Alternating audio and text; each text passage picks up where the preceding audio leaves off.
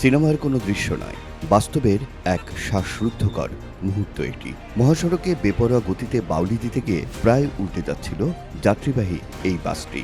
এতে অল্পের জন্য প্রাণে বেঁচে যান অন্তত 18 জন যাত্রী, যাদের বেশিরভাগেরই বয়স মাত্র 20 থেকে 22। বগুড়ার চাঁদনী পরিবহনের এই বেপরোয়া বাউলিবাজিকে নিছক দুর্ঘটনা ভাবলে ভুল হবে, কারণ মহাসড়কে বাউলি আর গতির প্রতিযোগিতার তাদের এমন ভিডিও নিয়মিতই ছড়িয়ে পড়ছে সামাজিক যোগাযোগ মাধ্যমে। তবে বাস মালিক পক্ষের দাবি, একদল কন্টেন্ট ক্রিয়েটরের চাপেই চালকদের এমন ঝুঁকিপূর্ণ স্টান্ট করতে হয়, তাই দায় এড়িয়ে তাদের বিরুদ্ধেই ব্যবস্থা নেওয়ার দাবি তুলেছেন তারা। বিষয়টা আমি আপনার রবিবারে দেখছি মোবাইলে আর কি। দেখার পরে তখন থেকে তো আমার মাথা ঘুরে গেছে। তারপর ড্রাইভারকে ডাকছি, ড্রাইভারকে ডাকার পরে একে এর লাইসেন্সটা দিয়ে নিছি, নেওয়ার পরে আর দুইটি অফ করে দিচ্ছি। এখন প্রশাসনের দেখতে হবে, প্রশাসনের এটা ভূমিকা নিতে হবে, যেহেতু আমরা তো আর সবসময় গাড়ির কাছে থাকি না, আর মালিক তো কখনো গাড়ির সাথে যায় না। তো সেই ক্ষেত্রে মনে করেন যে ওই প্রশাসনের কাছে আমি অনুরোধ করবো এগুলো ওনারা একটু দেখার জন্য, যাদের এগুলো বাস লাভার টাভার যারা আছে তাদেরকে একটু শাস্তি দেওয়া। গত 28 ফেব্রুয়ারি বগুড়া সিরাজগঞ্জ মহাসড়কে ঘটে যাওয়া লোমহর্ষক এই ঘটনার দায় অবশ্য পুরোপুরি অস্বীকার করেননি বাসে থাকা কন্টেন্ট ক্রিয়েটররা। তারা জানান, এমন ভিডিও ধারণের উদ্দেশ্যেই সেদিন বাসটি ভাড়া করা হয়েছিল।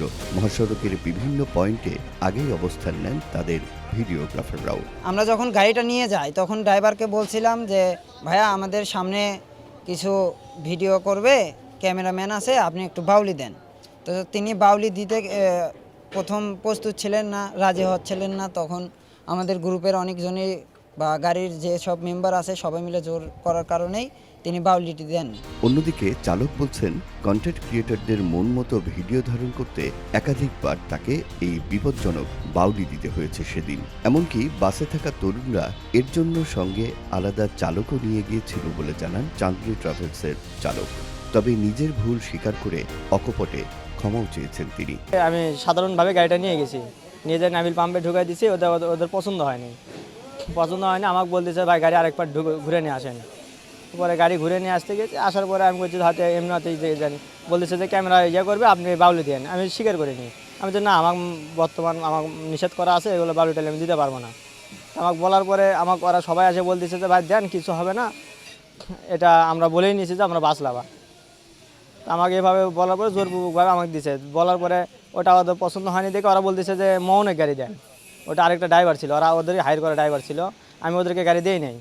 দেওয়ার কারণে ওরা আবার আমাকে অতিরিক্ত জোর করার পরে আমি ওখানে আস্তে করে বাউলেট দিয়েছি। দেওয়ার পরে যায় আমার কাছ থেকে নিয়ন্ত্রণ হেরে একটু পাছাটা একটু বাড়ি লাগছিল ডিভাইডারে। আমার ভুল হয়েছে, আমি সবার কাছে ক্ষমা চাচ্ছি। এখানে মূলত মালিক কর্তৃপক্ষের কোনো দোষ নাই, যেহেতু আমাকে বলছে আর ওরা আমাকে খুব জোর করছে, জোর জাবত করে আমার থেকে এটা করে নিছে। কেবল চাঁদনী পরিবহনই নয়, মহাসড়কে এমন বেপরোয়া গতি আর বাউলিবাজির উন্মাদনায় মেতে ওঠেন দূরপাল্লার আরও অনেক বাস চালক, যাদের বেশিরভাগ ক্ষেত্রেই বাস থাকে রিজার্ভ আর যাত্রীরাও বয়সে তরুণ।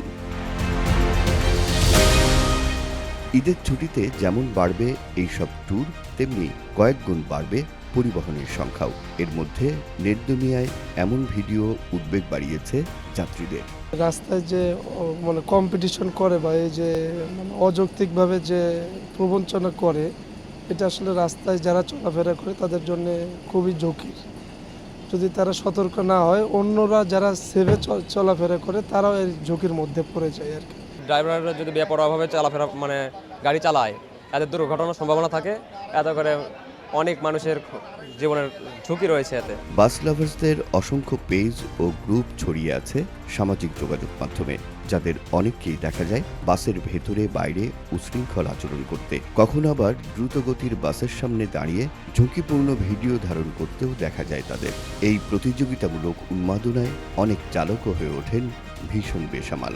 এটা খুবই দুঃখজনক এবং এটা আমার মনে হয় বন্ধ হওয়া উচিত। যারা সংশ্লিষ্ট সেক্টর আছেন তাদেরও এটা দেখা উচিত আর কি।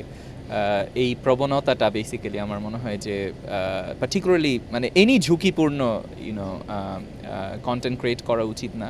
এসব কয়েকটা বাজে বাজে কন্টেন্ট ক্রিয়েটরের জন্য এগুলো বেশি বাড়তেছে আর কি। তো এগুলো যখন বন্ধ হবে এনারা আস্তে আস্তে কমে যাবে। তবে পেশাদার চালকরা বলছেন কোনো অজুহাতেই মহাসড়কে এমন উন্মাদনার সুযোগ নেই চালকদের। ইম্পসিবল, উৎসাহ দিলে তো সে করতে পারবে না, সে তো অনেক দায়িত্বই বসে আছে, সে কেন ওই পিছনকার যাত্রীর উৎসাহ হইলে আমি আপ ইউজ করবো, গাড়ি চালাবো আপ ভাবে, এটা তো ঠিক না। আর এটা তো ছোট গাড়ি না, এটা তো বড় গাড়ি। যখনই আপনি স্পিডে গাড়ি চালাবেন তখন গাড়ি নিয়ন্ত্রণ থাকে না। আর 40-50 জন যাত্রী নির্ভর আমার উপরে, অথবা আমার মাথা ঠান্ডা রেখে গাড়ি চালানোটা আমি বেটার মনে করি। সামাজিক যোগাযোগ মাধ্যমে ছড়িয়ে পড়া চাঁদনী ট্রাভেলসের এই ভিডিওর তুমুল সমালোচনার মুখে প্রশাসন বলছে, ঈদকে সামনে রেখে যানজট ও যাত্রী নিরাপত্তার পাশাপাশি ঝুঁকিপূর্ণ যান চলাচলের বিষয়টিও নিয়ন্ত্রণ করা হবে এবার। আইনশৃঙ্খলা রক্ষাকারী বাহিনী যে সকল জায়গাতে সম্ভাব্য যানজট হয় সেই সকল জায়গাতে ওনাদের তদারকি থাকবে এবং আমাদের ম্যাজিস্ট্রেট আমরা ঈদের কয়েকদিন আগে থেকে ডিপ্লয় করব।